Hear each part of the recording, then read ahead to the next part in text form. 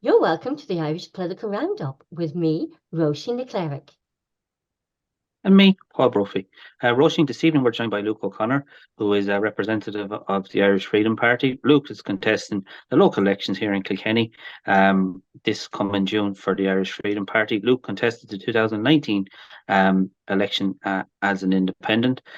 So this is his second go around contesting a local election here in Kilkenny. Luke, you're very welcome to the Irish Political Roundup. Thanks for having me, guys.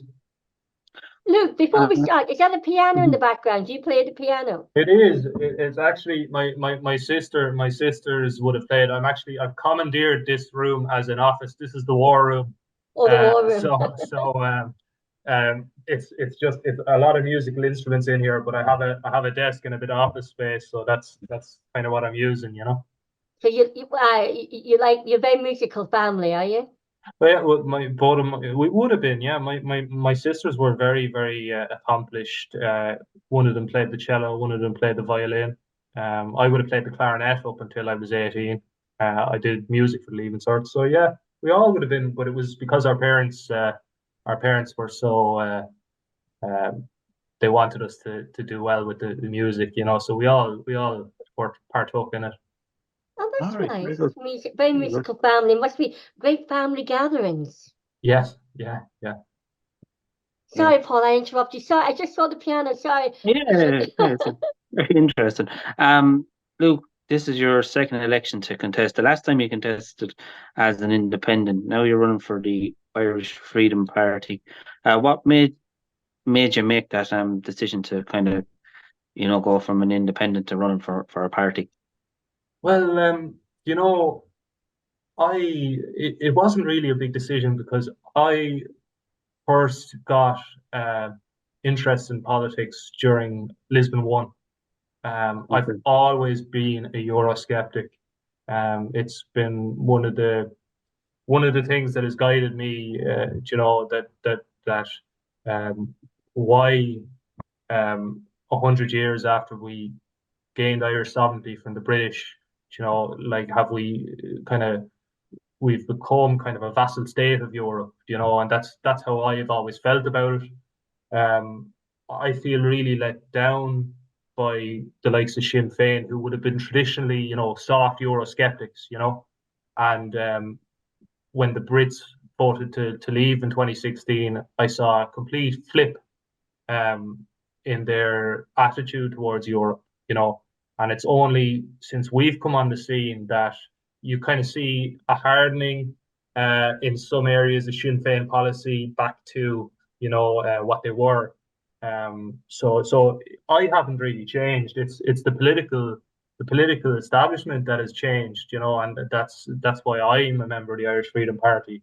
And I'm really enjoying it. I'm actually the director of elections for the Irish Freedom Party in this campaign.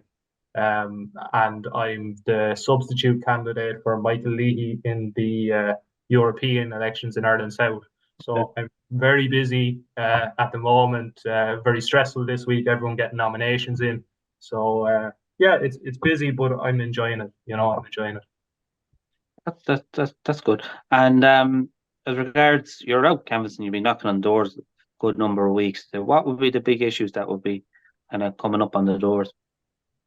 Like I think it's an immigration election. I'm hoping it is anyway, because I think the way immigration is affecting localities is going to be big in the local elections. I don't know if you saw the polling out at the weekend that had the Independents and others as the highest grouping above Sinn Féin in the European elections, and I think 24%. I think. Sorry. 24%, I think. Yeah, 24%. Yeah. And I think I wouldn't be surprised if that result was mirrored in the local elections. I think it very well could be, because people are very, very annoyed about immigration and how it's affecting local areas. Yeah, absolutely. But from a local county council point of view, they'll say they have very, very little say in the process. We spoke with Councillor Willie Patton that Kilkenny County Council they'll get an application from a vendor for a fire certificate, and once they get the fire certificate and the Department of Integration says yes, that building can be used, it's kind of, Yeah. Well, it's going ahead.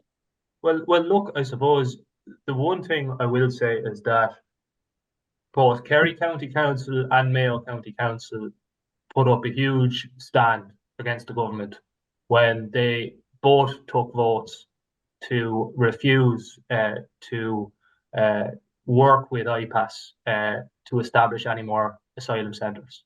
And that is one of my red lines.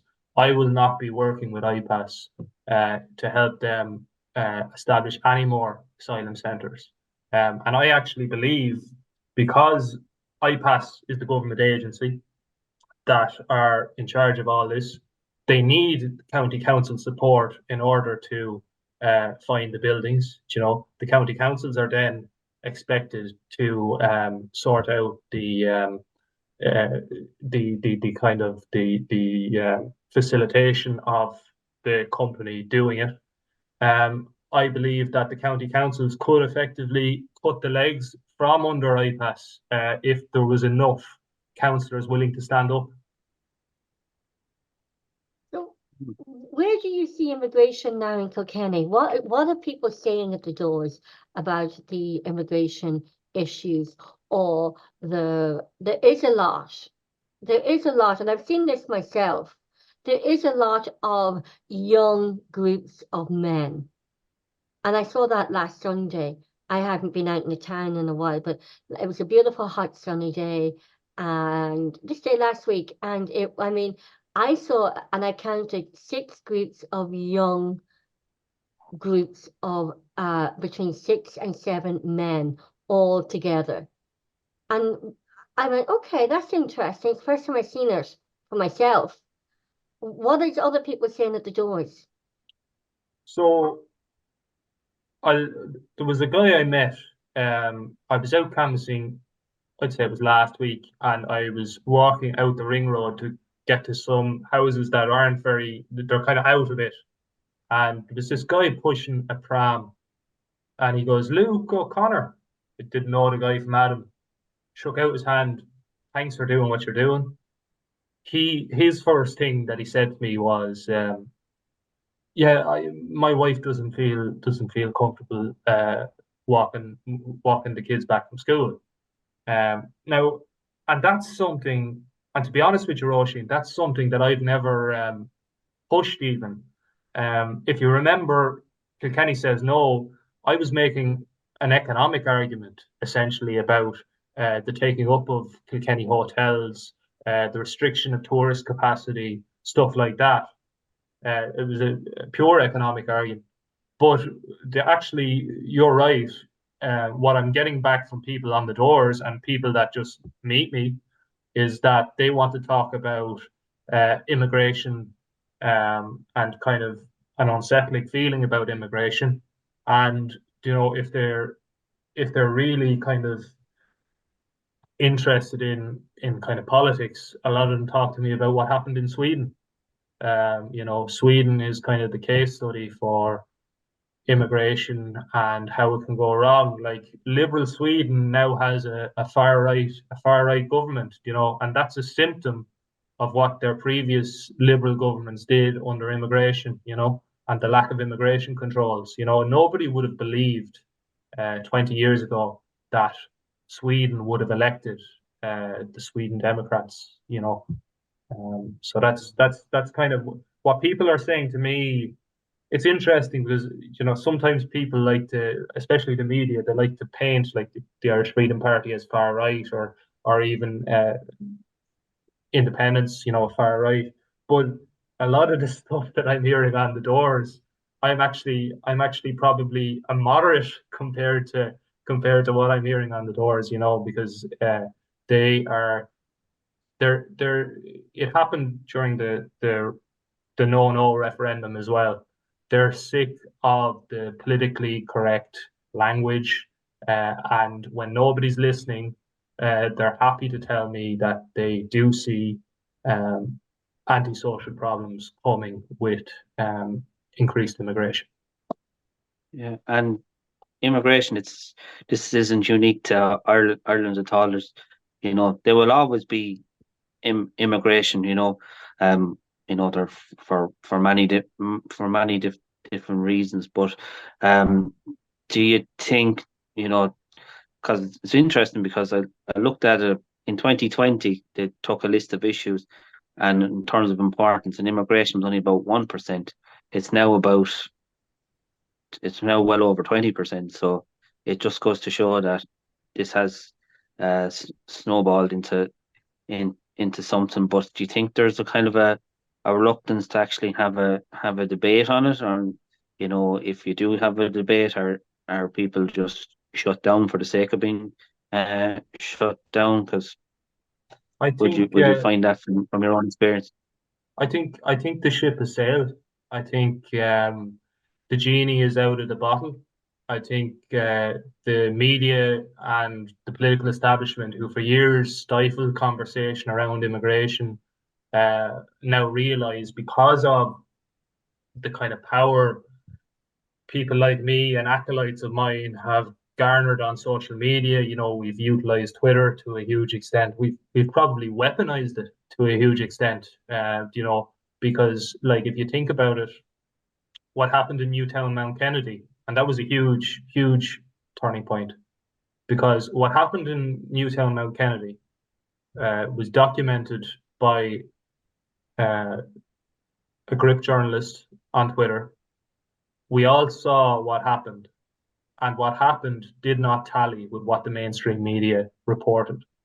And that, like the idea that um, we actually can control the narrative about what's happening in the country regarding immigration is huge. And I think that only for alternative media like Gript, the country would be in a dire state of affairs. Because, like, I went to college with a lot of these journalists, and they are nothing only ideological actors, in my view. They they've been programmed through the Irish college system to think in a certain way, to act in a certain way. They want to be invited to the cocktail parties in Dublin 4. I've never had any interest in that. They want to kind of appeal to a liberal cosmopolitan elite in Dublin. And rural Ireland, and even anywhere outside of Dublin, feels left behind because we're not being listened to. And I think Grit has crystallized that, and a lot of the kind of far right influencers, if you want to call them that, on social media have crystallized that more than the mainstream media ever could have. Can I come in there? Yeah. Because I'm interested to hear your view. You said several times far right.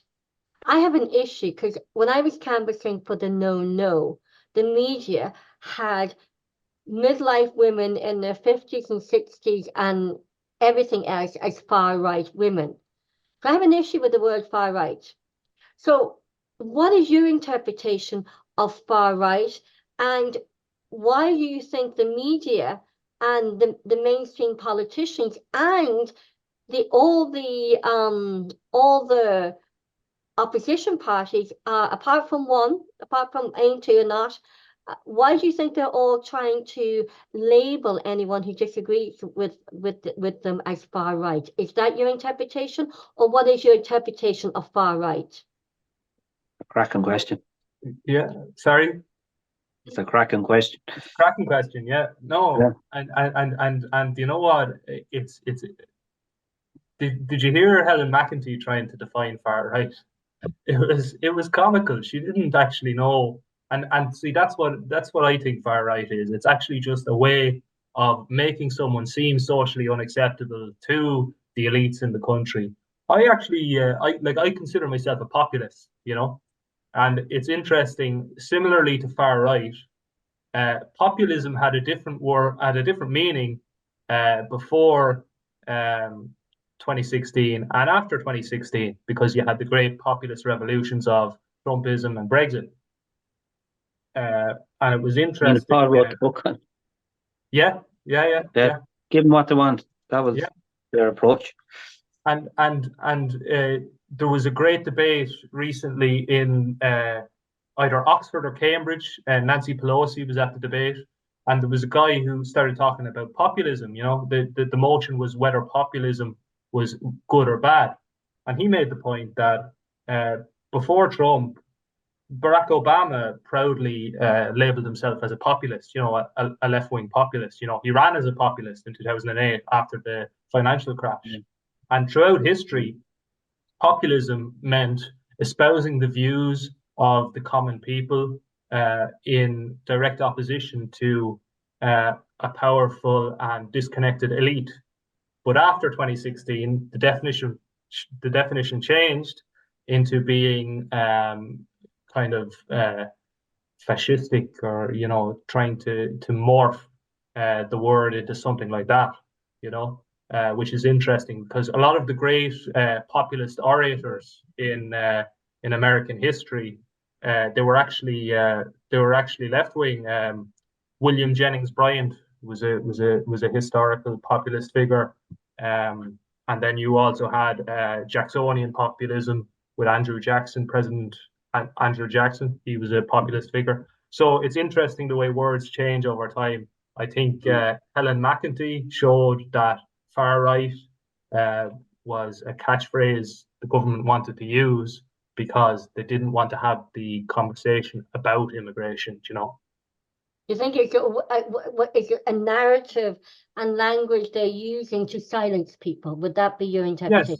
Yes, I would say so. I'd say it's a language used and designed to silence people, but it doesn't have any real meaning, because if it did, the Minister for Justice would have been able to articulate it a small bit better. So a lot of people would say that who are the Irish Freedom Party? So we are a band of rebels that began our party in 2018. We believe in national sovereignty. We believe in kind of low taxation. We believe in a 32 county Republic of Ireland. We're a Euroskeptic party. We have problems with the Ireland being controlled by unelected bureaucrats in Brussels. We believe that we need to encourage mothers. We need to encourage young families. You know, one of our flagship policies is to give tax breaks to young mothers in the way that Hungary has, to encourage the birth rate in Ireland. You know, our birth rate is continually falling. I think that's one of the great policies in Europe. You know, Hungary have done it fantastically well. And yeah, so they'd be the main things. You know, obviously we're strongly opposed to the immigration that we're seeing at the moment. That's been our main issue. You know, we've opposed the hate speech laws. We were one of the first parties. It's often forgotten. Like, we've actually, despite having no elected representative to date, we've moved the government on so many issues because we were the first people to actually speak up and talk about it. Hate speech was one of them. Immigration was one of them. The no referendum, we were one of the first parties to come out against that. You know, so we have a fantastic record over the last 5 years. And I think we're going to get candidates elected in the upcoming local elections, you know. And you'll be hoping that can be a base to get candidates elected in a general election. Yeah, and like, I suppose, speaking with my director of elections hat on, like, nominations are closing for the local elections this week. It's possible we might have 25 candidates for the local elections, which is a lot. like, we're not like the Irish People's Party, who are just a collection of independents. We actually have a party whip, so it's a lot harder to get candidates under that system. We have 3 European candidates as well. Everyone in the country is going to have the opportunity to vote for the Irish Freedom Party. And interestingly, and nobody talks about this, in 2019, we had to run our candidates under an independent banner because of we weren't fully registered as a party. But in 2019, we actually got 1.3% of the national vote in the European elections. We actually got a higher percentage of the vote than the Social Democrats. And I'm expecting that we'll get multiples of that in this election, which means that if we run, we'll probably break the 2% barrier by a lot. And if we run, in all 49 constituencies in the general election, we'd have a great chance of getting state funding, because we're breaking the 2% barrier in the Europeans, and then we'll have a platform to build from, Yeah, absolutely. And Luke, what other kind of issues are coming up on the doors? I imagine housing is housing's huge. has to be up there. What would be either your approach or Irish Freedom Party's approach to kind of delivering that housing that so many young people need? Well, I'll tell you, there was one thing last year that caught my eye. It was an article in the Sunday Business Post, and it said the housing minister, Darragh O'Brien, had put out an order last year to all Fianna Fáil councillors who have control or the balance of power in a lot of the county councils, to disregard local connection. That's a very important term. Local connection is one of the criteria for applicants of social housing. It's supposed to be giving credence to someone who applies to social housing. Okay, he put out a letter, an edict to them all last year when assessing social housing lists, to disregard it. Now, that's very serious, and it hasn't been picked up by a lot of the other Irish media the way it should have been picked up. At a time when we have such a level of immigration into Ireland, to put out something like that in private to your local councillors about disregarding local connection to an area when assessing for social housing, it sends out a clear message that Irish citizenship is not being regarded in the way it should be. I look at countries the way shareholders are in a business. Shareholders are looking for shareholder value because they've paid into the company, haven't they? They've made a contribution to the company. Citizenship value should be viewed the same way in a country. We've all bought into the system. We've all paid our taxes. We've all worked hard. We've all tried our best. Okay, and if our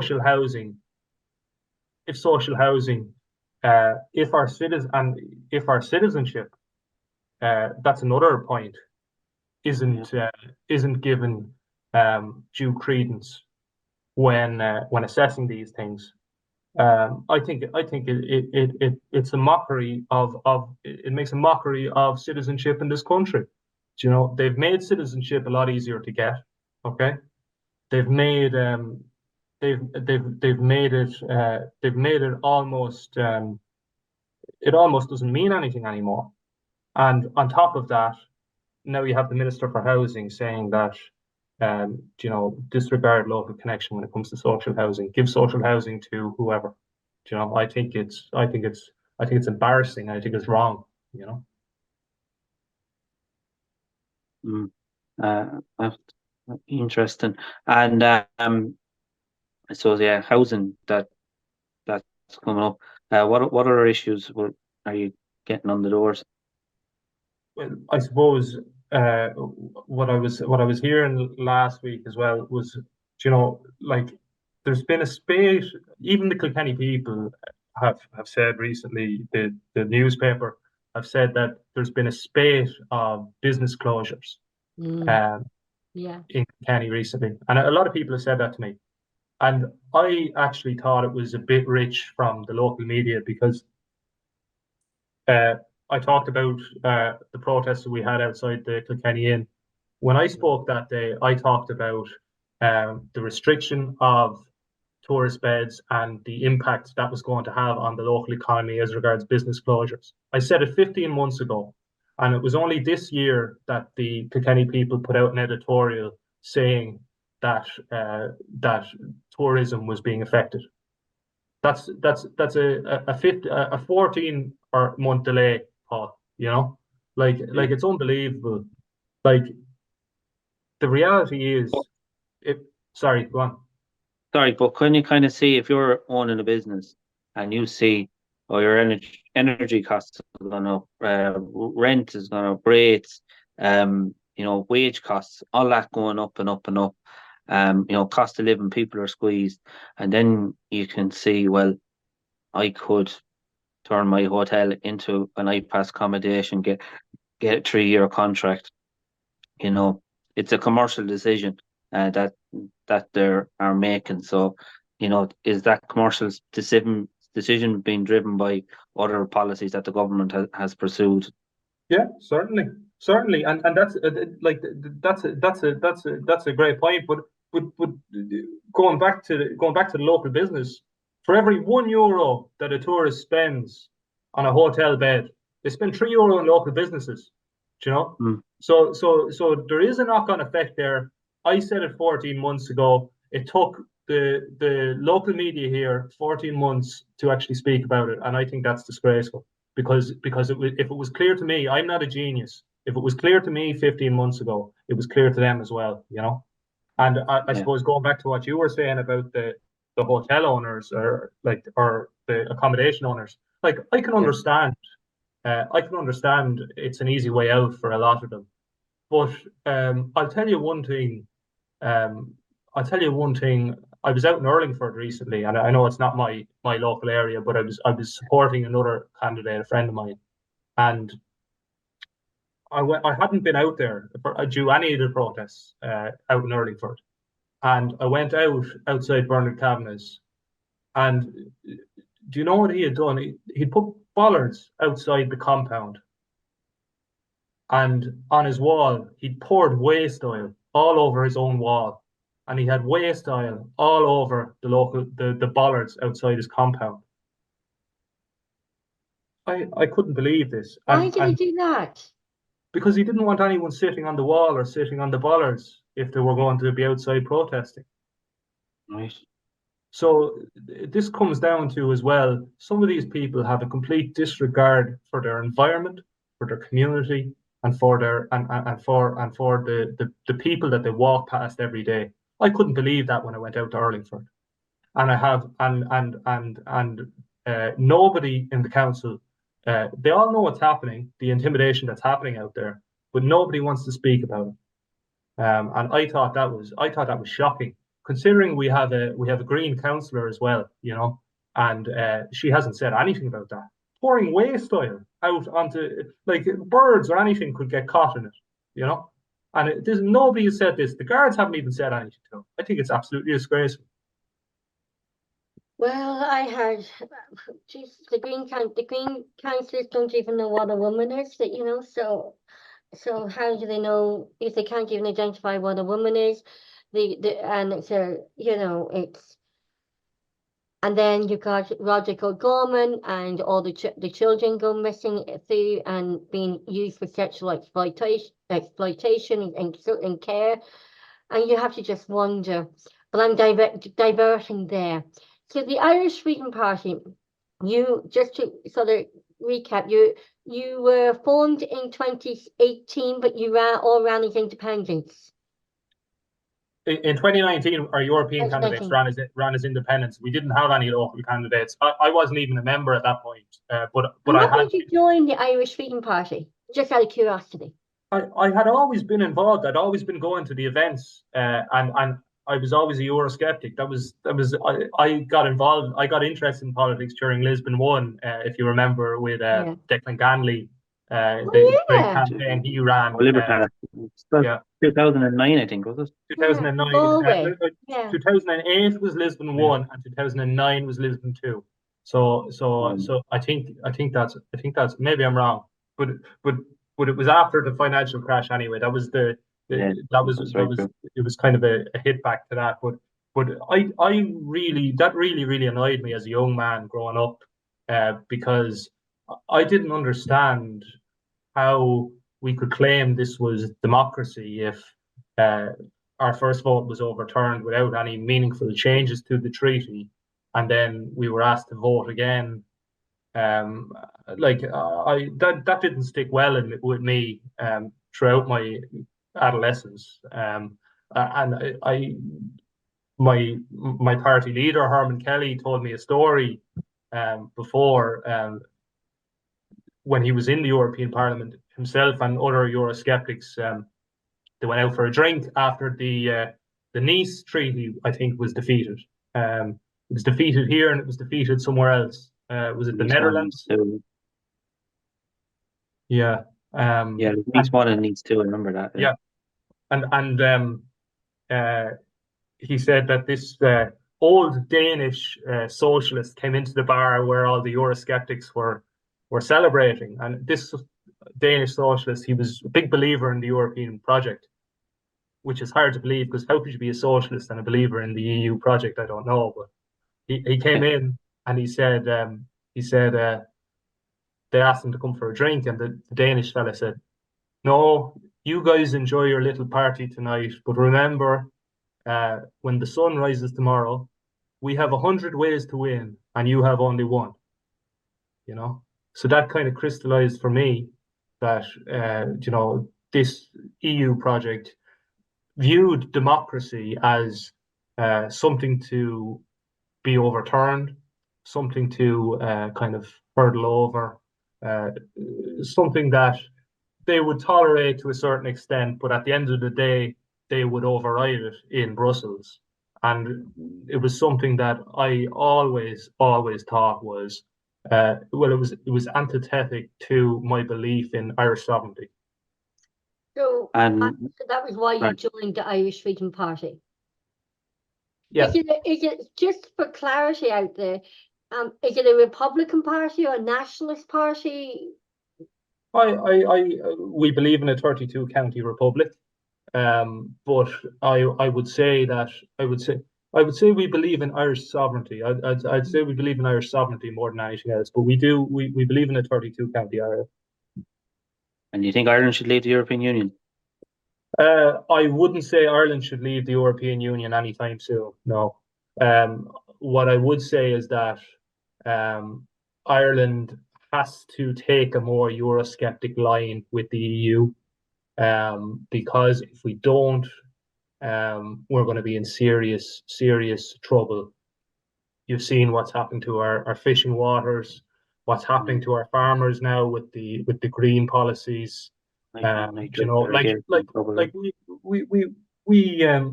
import wood chips from Brazil.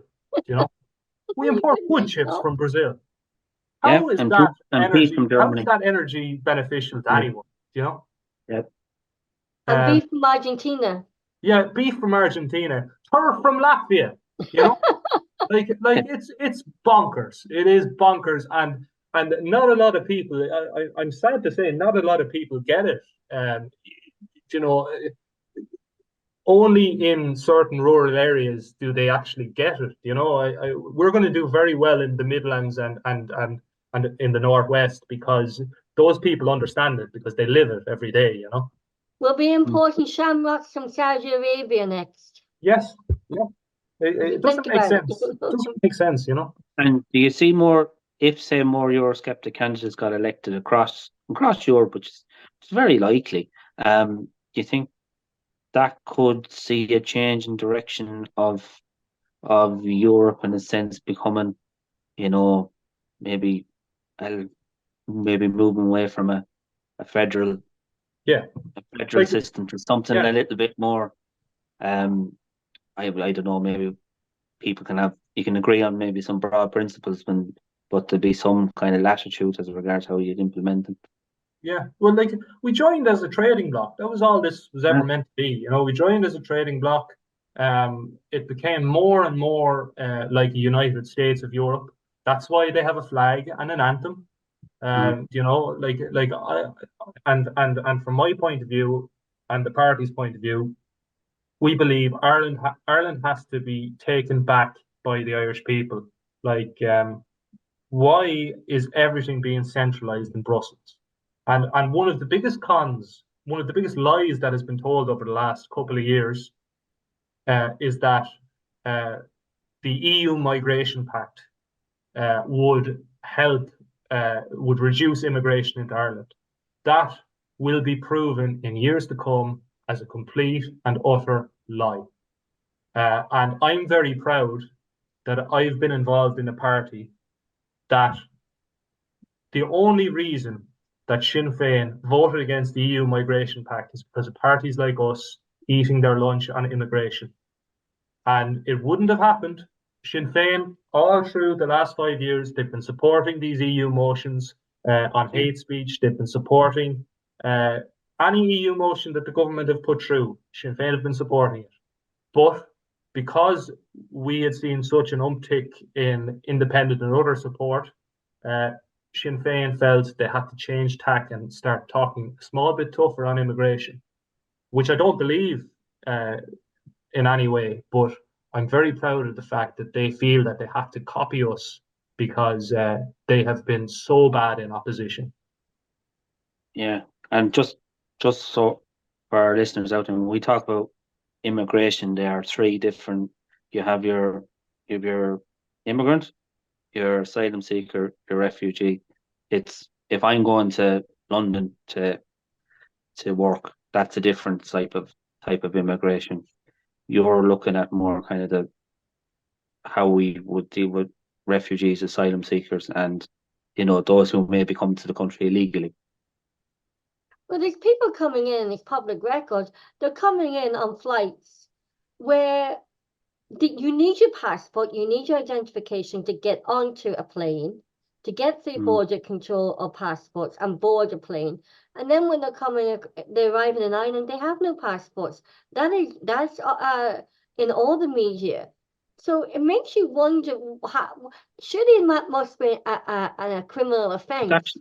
It is under the 2004 migration. Yeah, migration to throw away your passport. I mean, and they're coming into the country. So nobody knows who's who. Anyone could flee war. Women and children fleeing war. And that would be something nobody would say anything to women and children and old people fleeing war. But there's more and more, like Newtown Kennedy, like I've seen here in Kilkenny, and I'm just stating a fact, I'm not stating anything, is last Sunday I was walking in the town and I saw 6 to 7 groups of men, and I counted them. And they were between 6 and 7. To me, and they're all very well dressed, all new clothes, very well dressed, and they did look like men. My son's in the military. My father was in the military. You can spot military when you're used to this. You can spot military people who've been in the military, and I thought, this is the first time I've seen this, and that worried me. And that's something no one's talking about on the mainstream media. That's the first time I'm talking about it now. Is that concerned me? I grew up in the north, so military when you even in civilian clothes.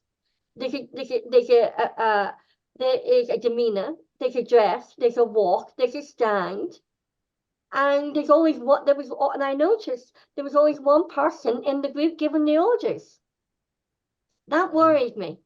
And I've never said that before, and I'll probably get backlash for saying it, but as a woman, I think I have the right to say that I didn't feel safe. And I've stopped, and I don't know when the next time I'll be in the town. Yeah. Oh, I'm panicking now. No. I'm panicking now. It's definitely what you said. You should feel, nobody should feel threatened or intimidated in their own hometown. You know, and that goes back to the thing about the referendum. Women's spaces are no more sacred. So, Do you know what's sad, Roisin, is like that's interesting what you say there, and like I wouldn't I wouldn't feel it the same way because I'm a fella, like, you know, that kind of way. But what saddens me, I suppose, is that our discourse has got to such a place where the abuse I'm seeing some of my colleagues take, particularly women, for saying things. There was a piece up in Grip today about my colleague in Loud, Patrice Johnson, and the awful abuse she's getting on social media. You know, it's really, really, really bad. You know, and that's all because of her temerity to say what she thinks about her locality. You know. So yeah, I think a lot more women are going to be standing up, and I'm actually one of the things I'm most proud of is the fact that we'll have 6 women candidates standing for us in the local elections, and each one of them has been so brave and instrumental to us in getting our message out there, you know, and I think it's a great achievement for a party to do that without gender quotas, you know. I was in Loreto recently, and one of the young girls in there said to me, gender quotas, they're a bit demeaning towards women, aren't they? Yeah. You know, I was shocked. I was absolutely shocked when she said that to her. Yeah, she said that to me off her own bat. Like, I didn't, and I said, yeah, I agree with you. You know, I couldn't believe it. I said that every time, but I stated that on the radio when I was on community radio. I used to say gender quotas did not work. Women did not just want gender quotas was fake PR, and it's just a PR. No woman wants to be elected just because she's a woman. Women want to be elected because they're the right person for the job, and and because people are voting. They don't want to be selected to be elected and managed as a PR. Or nor does any women want to be promoted into the boardroom just because she's a woman. And I said that for years on the radio. And so that really gives me encouragement that young girls are seeing through this fake feminism PR stunt that the government have been putting in for gender quotas. It's like you have to have a woman, you have to have a woman. But, you know, it has to be the right woman to do the job. Yeah. And what are you hearing from the young people in general, Luke? I think young men are feeling increasingly disaffected with society. Right.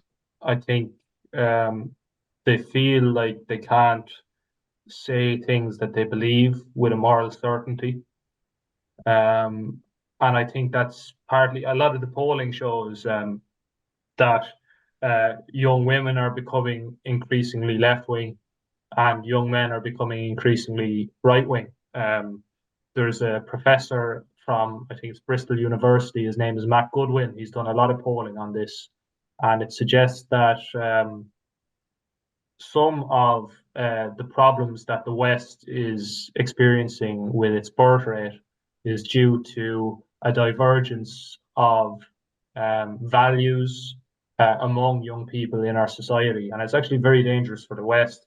And like our party as well, you know, one of our main things is that we need to increase the birth rate in this country. You know, we need to encourage young families. You know, we need to give young mothers tax breaks in order to encourage them to be able to have a family and to make it affordable for them to have a family. You know.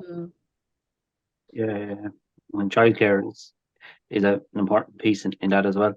Yeah, 100%. And like the cost of childcare is mental. You know. A mortgage. Yes. Yeah. Yeah. It's like a mortgage. It's really interesting because you say that they're saying that the men, yes, midlife women are being called far right as well, because midlife women are standing up showing up and speaking up against all this crazy woke agenda. And that's what it is. It's crazy woke agenda that has been put in. And I noticed it when my son was 12 in school, and he's 27, 15 years ago. I noticed how it was happening in the schools. This woke agenda was slowly planting the seeds and just getting enough out. And I remember saying back then, that's crazy. But the woke agenda has been a very strategic plan that was like drip fed and normalized to where everything was normalized until where we are today.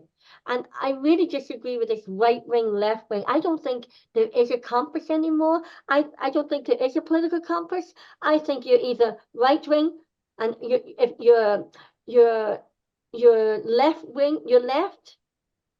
If you agree with a lot of the narratives, and if you disagree with the narratives or the agendas, you're right wing. There is no political compass anymore, and there's no common sense. I think that's true. And if you look at Aontú in particular, Aontú would be by a lot of standards socially conservative, but economically left wing. And it's funny that if you look over in France, Marine Le Pen, who's often seen as far right, she's actually very left wing on economic things as well. She's all for nationalization and state control. So it isn't. You're right. It isn't. The spectrum is very complicated. And in Europe especially, there's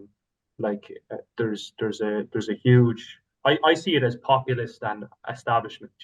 You're either an establishment candidate or you're a populist. The establishment are usually socially democratic parties or centrist parties, and then the populists are the populist left or the populist right. But I see it as a view of basically populism versus the establishment. Yeah, and when people say the centre must hold, the centre doesn't always hit bang on the middle. It can veer kind of right and can veer kind of in one direction or the other. Like if you take Margaret Thatcher, when her economic views, that was kind of seen as the standard centre view, but as I said, it can change. So, it all depends really on the issue that you're asked. People ask you on that particular time. You could give one opinion on economics, you could have another opinion on that could be totally divergent. Yeah. I actually think we are in Ireland now where Britain was in 2010. Britain in 2010 it's similar to now. Britain is nearly in the same place now. That both the Conservatives and Labour were both fighting to be basically socially democratic parties, and that led to the rise of Farage and UKIP. And I think Ireland is in a similar situation now, where you have Fine Gael, Fianna Fáil, Sinn Féin, Social Democrats. There isn't the width of a cigarette paper between any of them as regards policies, as far as I can see. And a lot of them don't even know what the definition of a woman is. Yeah. So if they don't know the difference between man and a woman, how in God's name can they know the difference between different policies? I know I keep bringing man and the definition of a woman in, but would some of that be down to like everybody? The kind of what happens is, they're all trying to get that middle ground, and when you're kind of pitching, you're trying to get that middle ground, you all end up being the same, Yeah. Well, look, if you try to appeal to everybody, you stand for nothing. Yeah. Yeah, that's true. So Fianna Fáil used to cast themselves as a great catch-all party, and they wrote the book on populism. Their definition would be, what do the people want? We'll give it to them. I'll tell you a good one. There's one TD we would have been miles apart politically, but that I really, really admired. And do you know who it was? socialist TD, Higgins. Oh, Joe Higgins, yeah. Joe Higgins. Mm. And there was a great moment in the Dáil when Bertie was after shafting his Minister for Finance, Charlie McCreevy, because they felt that he had become a harsh figure, kind of a right-wing figure that was becoming too strict, you know. Maybe you're trying to cut back on spending. Yes, that was it. And Bertie went to the Fianna Fáil Ardèche and declared himself a socialist, you know. Oh, yeah.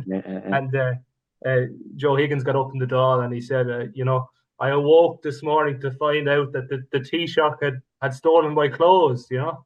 I thought, and he was like, fair play to you, Taoiseach, the two of us would go down together, you know. Like, it's brilliant, like, and I admired Joe Higgins because despite the fact he was a left-wing TD, he believed he was strong on the European question. He didn't believe in the EU.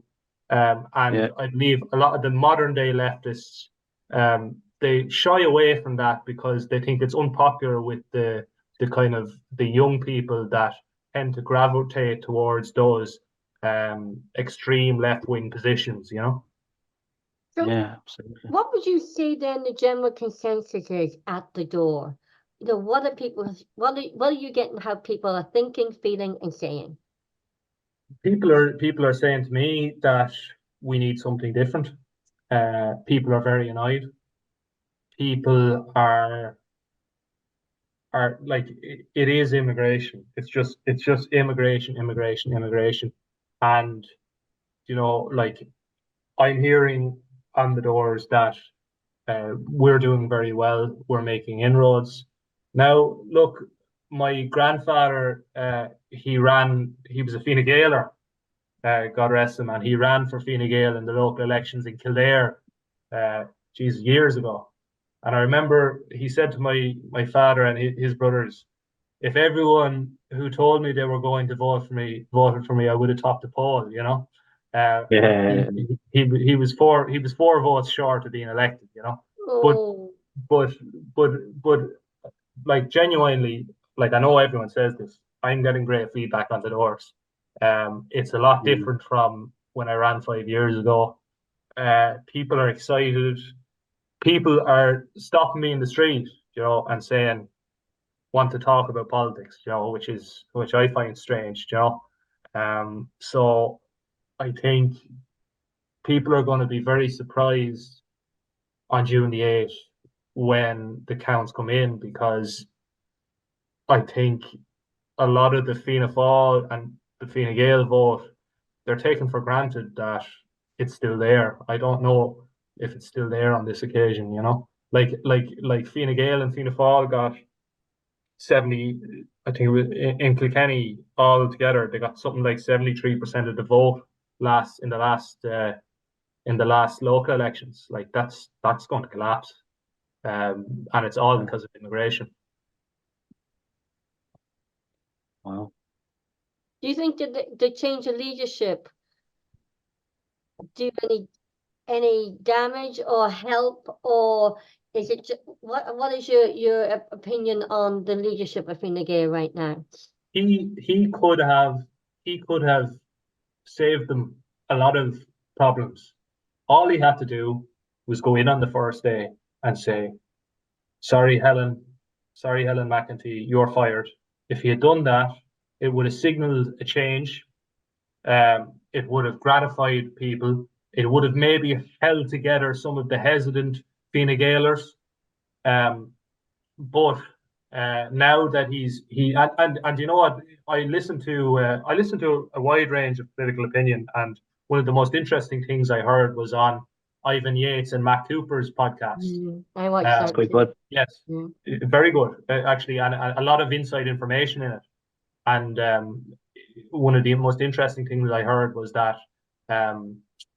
Frances Fitzgerald, who would have Simon Harris would have been her protege, so to speak, that she had advised him that you can't sack Helen McEntee because it would have appeased the far right, Like if that is that is just such a bad train of thought. Like, she's doing a terrible job as Minister for Justice. You know, And the morale within the Garda Síochána is all-time low. Yeah. And she didn't go to the conference. They had a conference, and because Drew Harris wasn't invited, she didn't go. And she's the Minister of Justice. Surely that would be her. That's what she's paid to go. So that brings me on to a question. My next question was going to be: what's your policy on law and order and the Defence Forces? Yeah, well, we are extremely we're an extreme supporter of neutrality. The fact that the government is trying to get rid of the triple lock is it's going to be a slow and steady decline until they erase neutrality, Irish neutrality, and we want to defend Irish neutrality.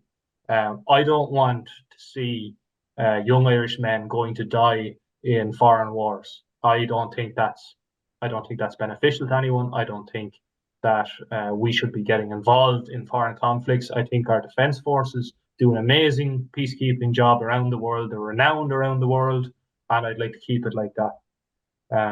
As regards the Garda Síochána, there's a lot of crippling issues within the Guards at the moment. There's a fall in standards from the top. I did a piece, I'd say about 18 months ago, an article about the politicisation of Garda Síochána, and that's happened under Drew Harris's watch. Now, it's not all his fault. There was problems in Garda Síochána before he came in, but from the time that Callanan was in there, the Gardaí at the top have become more and more political, and it's got to the stage now where during an election campaign, the Gardaí are taking photos with politicians. Like, that shouldn't be the case. They're not supposed to be they're supposed to be apolitical. During an election campaign, they shouldn't be taking photos with politicians. Like, that is a terrible standard, to be setting, for the Gardaí.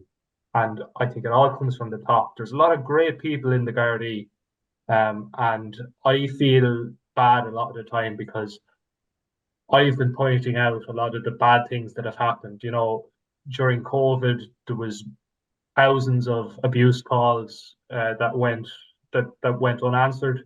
There's a lot of women that suffered domestic abuse because the guards didn't answer the phones. And like, under no way, shape, or form am I blaming the ordinary guard, but there's something seriously rotten at the top of Garda Síochána.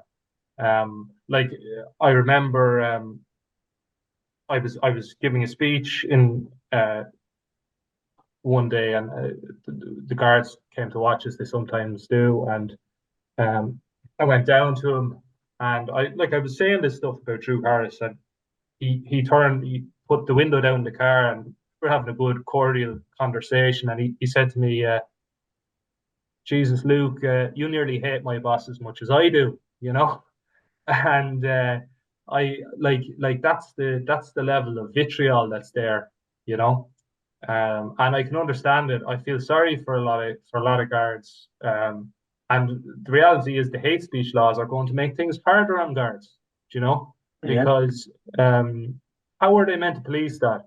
Like, one of the saddest things I saw during all the immigration things were those two councillors in Galway. Their names escape me. Yes, they've left Fianna Fáil and have subsequently joined Independent Ireland. Yes, those two gentlemen. The Gardaí to come. Mooney was one of them, was it? To come to their house at 6 a.m. Yeah, 6 a.m. in the morning, and undergo things like that. I just thought it was strange. I just thought it was a strange way to use procedure, Yes. So, Irish Freedom Party, if you could, we give you the last couple of minutes to give and use this platform for you for the next couple of minutes to talk directly into the camera and talk to the people of your LEA of why the people, voters within your LEA should vote. Luke O'Connor, number one. So I suppose the reason that you should vote for me to be your new councillor is I was there in 2019 during the elections. Look, in 2019, every single sitting elected councillor in Kilkenny City pledged that they would not raise rates on local businesses during the lifespan of the current council. In 2022, they increased commercial rates by 3%. I vowed to reverse this increase. In 2019, every sitting councillor agreed that they would improve transparency in local government. Straight after the election, what they did was they tried to ban all members of the public and media from strategic policy meetings. They then got huge backlash, and they bottled it and reversed the decision. But it just shows the mindset of these people in the established political parties. At the moment, no new asylum centres are being put in any area in the country because of the elections. So regardless of what your Fianna Fáil and Fine Gael councillor says to you, they have a history of saying something during an election and then afterwards doing the complete opposite. So what's to stop them saying, oh, we will oppose any new asylum centre to come into Kilkenny City? And then as soon as the election stops on June 8th and the asylum centres start springing up again, they'll be nowhere to be seen again. So those three things show you about the council at the moment. Look, in 2023, I organised the Kilkenny Says No protest outside the Kilkenny Inn Hotel. Many local people turned up to show their opposition to what's happening to the city. I see the city less busy. I've worked in hospitality in the city for 10 years. I see it less busy than it was. And that's in part because of what's happening to accommodation in the city. It's being taken up by asylum seekers and refugees. I think it's wrong. The reality is, unless we start standing up in local government to the establishment political parties, to the establishment media, and to this kind of bureaucratic system, which is putting Irish people last in terms of housing, in terms of education, in terms of our own community, we're going to be left worse off 5 years down the line than we are even now. So that's my pitch, I suppose, guys. Yeah. And then a little, if you could tell, because we have it here that you said that I think you might have forgotten about the high street, the accessibility for high street and for the small local traders. Yeah, so I suppose what that is that I think it's absolutely bonkers what has happened with the one-way system in high street. I think that's affected local business as well. And now we have the bizarre situation where you have bikes can go up and down high street and cars can only go one way. I mean, it's ridiculous. It's absolutely ridiculous. They said this would be a temporary measure during COVID. They said they would return. This is another thing. Now you've got me going, Roisin. This is the third thing that they said they would do and didn't do. They said they would return. They said they would return to a two-way system. They refused to do it. They kept kicking the can down the road, and then eventually they just carry on like they didn't say what they were going to do. Like, this council over the last 5 years has a clear record of saying one thing and doing the complete opposite, you know? And one thing I can promise anyone who votes for me is that I will do exactly what I say I will do. And I don't think any of the sitting councillors could say that, you know? Oh, that's their record over the last 5 years, you know? Are there many local traders in the high street and surrounding streets? Are they talking to you? Are they complaining about the one-way traffic? Are they complaining about the lack of footfall? excuse me, the lack of footfall into the shops. Yeah, and they're what they are saying to me is, despite the fact that the media don't want to acknowledge it, it has had an impact on those businesses that spate of business closures that happened in around February, March. Was it February, March this year? I think there was a spate. There could have been 3 or 4 in a row of local businesses that closed, and it was made out that retirements and things like that. But let's be honest about it. If the football was better, the retirement wouldn't have happened. Do you know that kind of way? Like they were kind of made to. It was portrayed in the local media as if these were natural things that happened. But there were 3 or 4 business closures in the space of a month there. And parking as well. Parking is ridiculous. That something has to be done with that. And like it's accessibility in general. Like the reality is that like we only have one green councillor on the council, but in my opinion, there might as well all be green councillors, because what's happening in Kilkenny is happening all over the country. They want to turn these cities and towns into pedestrianised zones. They don't want any car going in and out. I think it's ridiculous. Business owners think it's ridiculous, and it's hurting local business in the area. Do you think, Luke, that the high street in Kilkenny is heading for pedestrianisation by stealth? Yes. Through the back door, let's say. That's what they want to do. That's what they want to do. It's in one of the government's plans. It's a decarb to bring in. Have to bring in decarbonisation loans. It's like 15-minute cities all over Europe. That's what they want to do. And the reality is that nobody agrees with this policy, but it's happening incrementally by stealth, as you say. Well, look, so you're a young politician. You've entered politics.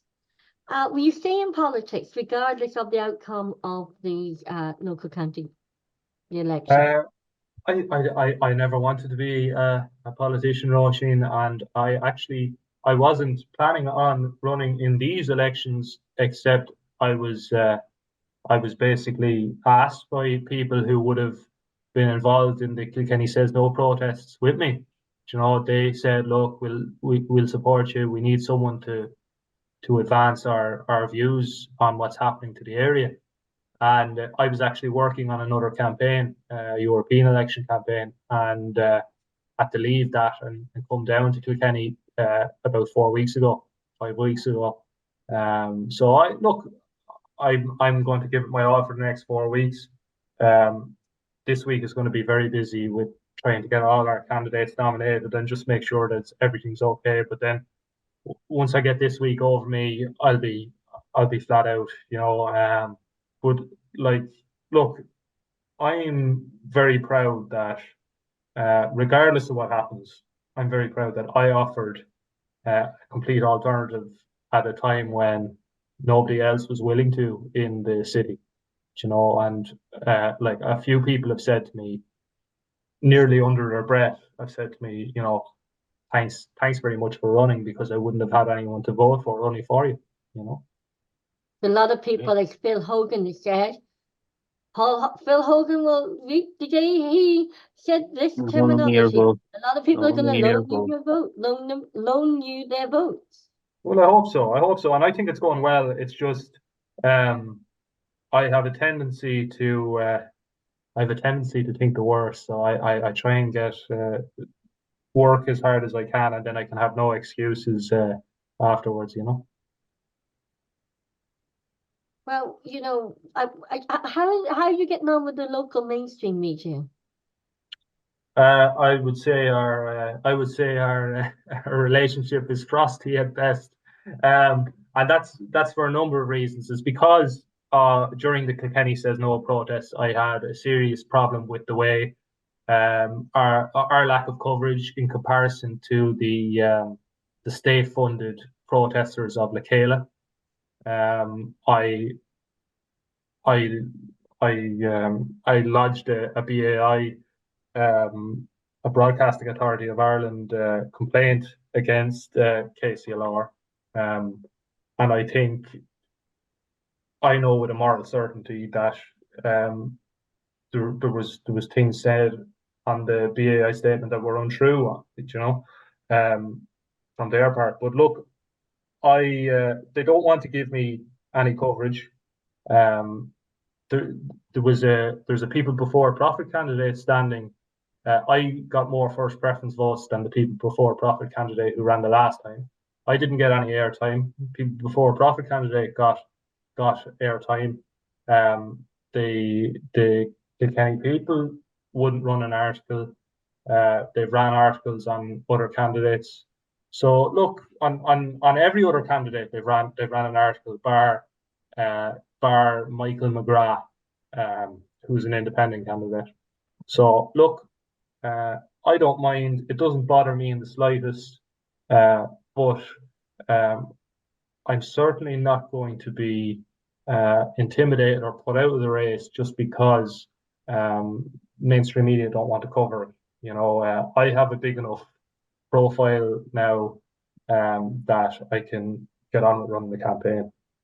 So really, what I'm hearing, correct me if I'm wrong, it sounds to me like the mainstream media here in Kilkenny have cancelled you. Yeah, well, look, they have in a certain sense, but look, I don't really need them. Before, it's not my first time being cancelled. I had a thing with Twitter there. I had one of the biggest, most influential accounts on Twitter in the politics space about a year ago. Twitter took me off, and I'm back to 7,000 followers now. I think I had 14 or 15 at the time, and a lot of the accounts that were behind me at the time have blown up since because of the huge rise in talk about immigration. So I would have had more followers than at the time.